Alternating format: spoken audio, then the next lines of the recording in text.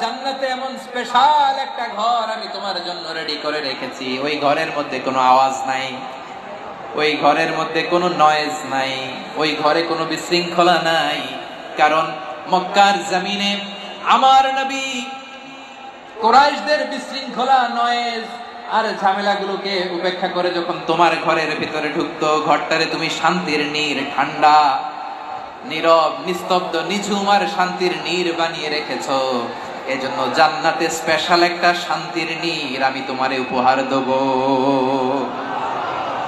ওই প্রিয়তমা স্ত্রী খাদিজা ইন্তেকাল করলেন, বিশ্বনবীর হৃদয় ভেঙে খান খান। আবার ওনার চাচা আবু তালেব ইন্তেকাল করলেন, যিনি পলিটিক্যাল শেল্টার দিতেন নবীকে। কে দিতেন?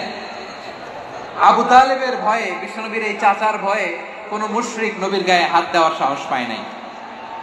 এখন স্ত্রীও নাই, চাচাও নাই, নবীকে আশ্রয় দেওয়ার কেউ নাই। নবীর চারদিকে অন্ধকার। নবী এখন কই যাবেন? আমার পেয়ারা নবী নতুন স্টেশন খুঁজতেছেন, নতুন দাওয়াতি প্ল্যাটফর্ম খুঁজতেছেন। তিনি যায়েদ বিন হারেসা রাদিয়াল্লাহু তাআলা আনহুকে নিয়ে মক্কার পাশের একটা নেইবরিং সিটি তায়েফে চলে গেলেন। কোথায় চলে গেলেন? লালমনিরহাটের ভাইয়ের আওয়াজ করে বলেন, কোথায় গেলেন? তায়েফে চলে গেলেন দিনের দাওয়াত দেওয়ার জন্য। কি দেওয়ার জন্য? নাকি জমি কিনতে গেছিলেন? জমি কিনতে, দুনিয়ার যশ খ্যাতির জন্য, নিজের কোনো লাভের জন্য? তায়েফবাসীদেরকে জাহান্নামের আগুন থেকে বাঁচানোর জন্য। আওয়াজ করে বলতে হবে, ঠিক কিনা? বিশ্বনবী বিশাল মরুপথ, পাহাড়ি পথ পাড়ি দিয়ে তায়েফের মরুজমিনে গেলেন কোরআনের দাওয়াত নিয়ে, ইমানের দাওয়াত নিয়ে। কিন্তু তায়েফের লোকেরা বিশ্বনবীর দাওয়াতকে শুধু প্রত্যাখ্যান করেই থামে নাই, তারা বিশ্বনবীর সাথে অত্যন্ত খারাপ আচরণ করেছে। বিশ্বনবীকে শারীরিকভাবে হেনস্থা করেছে, আমার নবীকে শারীরিকভাবে অত্যাচার করেছে, আমার পেয়ারা নবীর গায়ে পাথর মেরেছে, বিশ্বনবীর গা বেয়ে ঝরঝর করে রক্ত ঝরেছে, নবী জামিনের মধ্যে লুটিয়ে পড়েছেন, আবার মেরেছে। আবার নবী হাঁটতে শুরু করলেন, পেছন থেকে আবার মেরেছে। আবার নবী রক্তাক্ত হয়ে জামিনের মধ্যে লুটিয়ে পড়লেন, আবার মেরেছে। বিশ্বনবীর মতো এত সুশ্রী মানব, বিশ্বনবীর মতো এত শুভ্র মানব, বিশ্বনবীর মতো এমন চমৎকার দেহাবয়ব দিয়ে রব্বুল আলামিন কাউকে বানান নাই।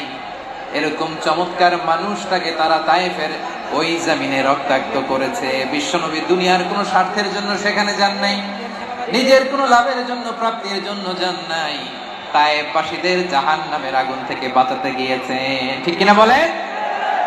খেয়ে না খেয়ে দিন প্রচারের কাজে নিজেকে দিয়েছ বিলিয়ে, তায়েফের কাফিরেরা চিনল না সে আলো, দুষ্ট ছেলেদের পিছু দিল লেলিয়ে। পাথরের আঘাতে ক্ষত বিক্ষত হয়ে সারা শরীর থেকে রক্ত ঝরে। হে রাসূল তোমাকে ভুলি আমি কেমন করে, হে রাসূল তোমাকে ভুলি আমি কেমন করে। পারেন না আপনারা? ধরুন আমার সাথে। হাজার ব্যথা বেদনার পরে ফিরে আসনি তুমি আপন ঘরে, দিনের আলো তুমি ছড়িয়ে দিতে চলে গেলে মদিনায় মক্কা ছেড়ে।